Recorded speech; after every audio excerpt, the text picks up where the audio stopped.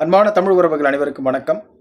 நான் சுயேட்சை வேட்பாளர் தா. பிரபாகரன் 5ஆம் தமிழ்ச் சங்கத்தின் சார்பாக சுயேட்சை வேட்பாளராக போட்டியிட்டேன். இன்றைய அரசியல் நிலை விருதாச்சலம் தொகுதியை பற்றி உங்களுடன் பகிர்ந்து கொள்கிறேன். விருதாச்சலம் தொகுதி 110 ஊர்களை உள்ளடக்கியது. அதில் ஒரு நகராட்சியும் ஒரு பேரூராட்சியும் உட்படும்.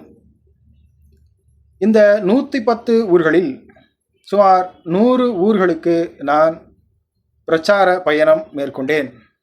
தனிநபராக பிரச்சார பயணம் மேற்கொண்டேன். இதிலிருந்து நான் கற்றுக்கொண்டது 3 விடயங்களை கற்றுக்கொண்டேன். ஒன்று, எந்த ஊர்களிலும் உள்கட்டமைப்பு வசதிகள் இல்லை, அதாவது முழுமை பெறவில்லை. எந்த ஊர்களிலும் உள்கட்டமைப்பு வசதி என்பது முழுமையாக இல்லை.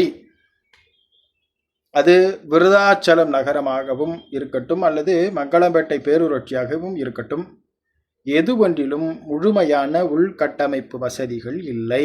வேலை பணியாளர்களை நியமிப்பதாக இருக்கட்டும், எந்த ஒரு அரசு வேலையாக இருக்கட்டும், எதுலேயுமே ஒரு முழுமை என்பதே இல்லை. அரசு ஒரு முழுமையற்ற அரசாகவே தமிழ்நாடு இயங்குகிறது. இது தவறு. இரண்டாவதாக தெரிந்து கொண்ட விஷயம், மக்கள் அரசியல் புரிதல் இல்லாமல் இருப்பதை உணர முடிகிறது. தமிழ் இன உணர்வும் மொழி உணர்வும் மக்கள் பெரும்பாலானோருக்கு இல்லை. மூன்றாவதாக தெரிந்து கொண்ட விடயம் என்னவென்றால், மக்கள் அனைவரும் சாதி பார்த்துத்தான் வாக்களிக்கிறார்கள். மக்கள் எல்லோருக்கும் சாதிய சிந்தனை இருக்கிறது. இங்கு சாதிய சிந்தனையற்று வாக்களிப்பவர்கள் என்று யாருமே இல்லை.